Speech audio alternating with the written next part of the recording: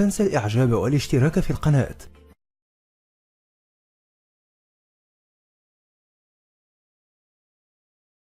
Thank you for waiting. Would you please state your name and occupation, then state your question? I'm Sakina D'Souza, and I'm a Catholic. I believe Brother Yusuf was a Catholic before.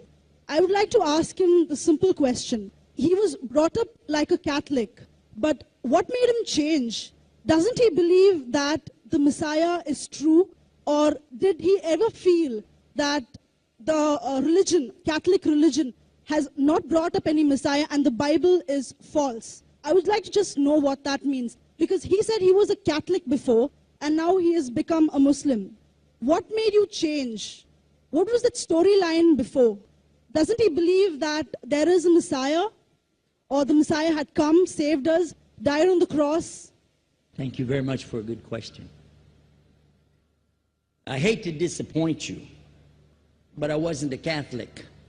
But I was with a Catholic priest the night that he accepted Islam. And I asked him these questions you asked me.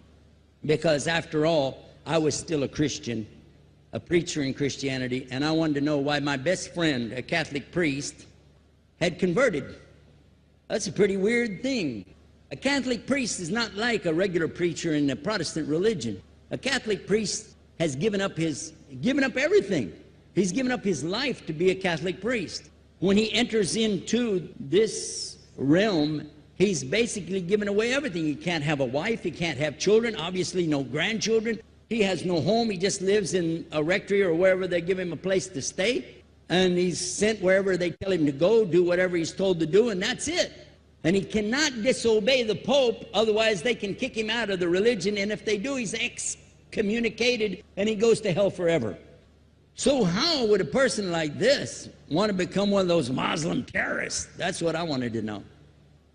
He explained in a very few beautiful words something that I came to learn for myself.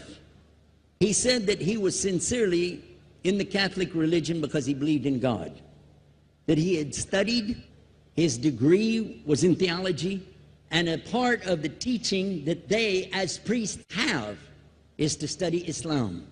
Every priest is forced to study Islam. Now you may not know that, but you can ask your priest and he'll confirm it.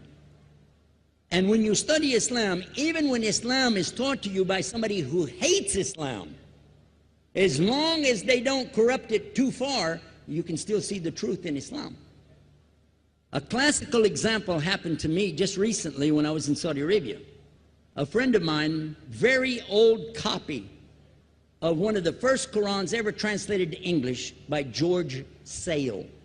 George Sale hated Islam, he hated the Muslims, but when he translated the Quran to English, he was true to the text of the words. Although maybe not getting all the meaning, he certainly was true to the text of the words. I was shocked when I read it. Have you seen it?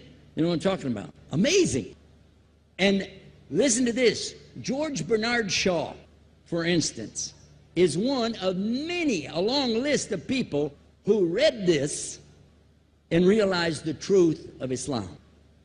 When people see the truth of Islam, it can change them if they want to be guided. If they want the truth, it can change them.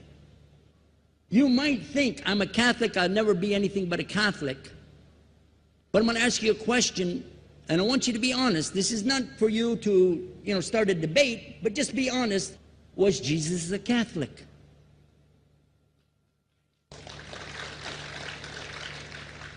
And it's not open to debate, so there's no point in opening that up, because you know and I know he wasn't. The Catholic Church was in business about 300 years before Jesus was born. It's on their website. Don't go like this. It's on their website. That's where I took it from. The Catholic Church was really started in Rome by Alexander the Great. Do you know what the word Catholic means? It means universal. It was the universal church for the Roman Empire. If you didn't join it, you could not be a Roman citizen. And it was opposed to the teachings of Judaism and opposed to the teachings of the early Christians for more than 200 and some years. and they were diametrically opposed to each other to the extent that it was the Romans killing the early Christians. Now, if you understand that, and you go to their website and read, they didn't even take over Christianity until the year 325 AD. And when they did, they changed a lot of things, again, referring to their own website. But if you want to check it in Britannica or Americana or Grolier encyclopedias, go ahead and read about the Catholic Church.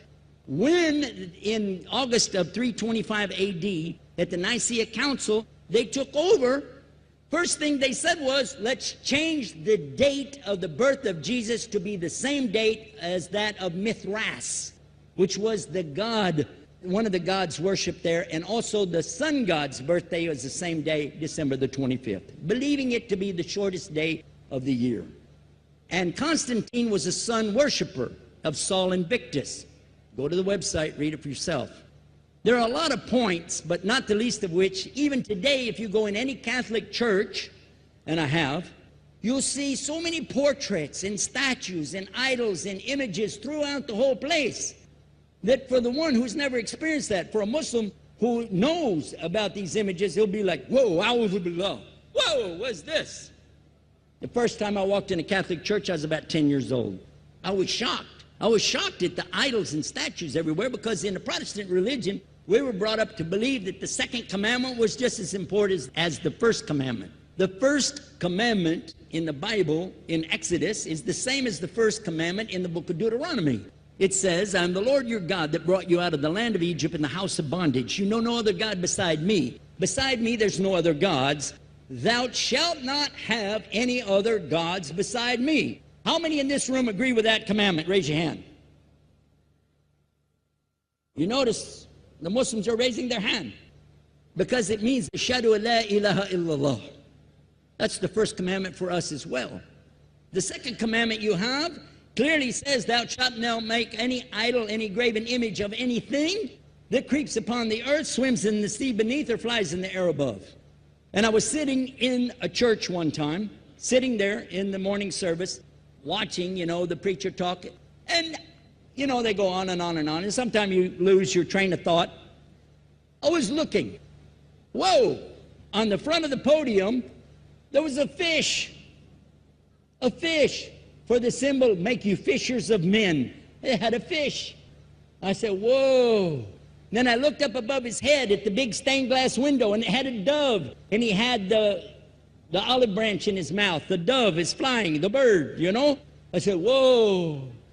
And then I look over here, and there's a cross with a man hanging on it. And I said, wow, they didn't miss a single one. They got them all. Something walking on the earth, something swimming in the sea beneath, something flying in the air above. So look at these two things. Clearly, the first two of the 10 commandments, bang, bang, boom. Because if you said God is more than one, where did you get it from? When Jesus is talking to his own companions and they ask him, what's the greatest commandment?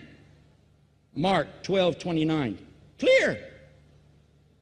The greatest commandment is to know, O Israel, the Lord your God is one God. And you have to love him with all your heart and all your mind and all your strength. And this is no different from what Prophet Muhammad ﷺ was saying, the same thing to his people. Same thing I mentioned in the lecture. This is certainly for us the same. So what you see is Muslims practicing the commandments, and you see people claiming the commandments but practicing something else. And I have seen more converts from the Catholic Church than any other of the many sects of Christianity, and especially from the nuns, priests, and even an archbishop. And all of them are better than me. Those guys and women that I see do this, they still sacrifice their whole life to get the true message of Islam, not only to you, but to Muslims as well, because we all need to know about it. But thanks for a great question.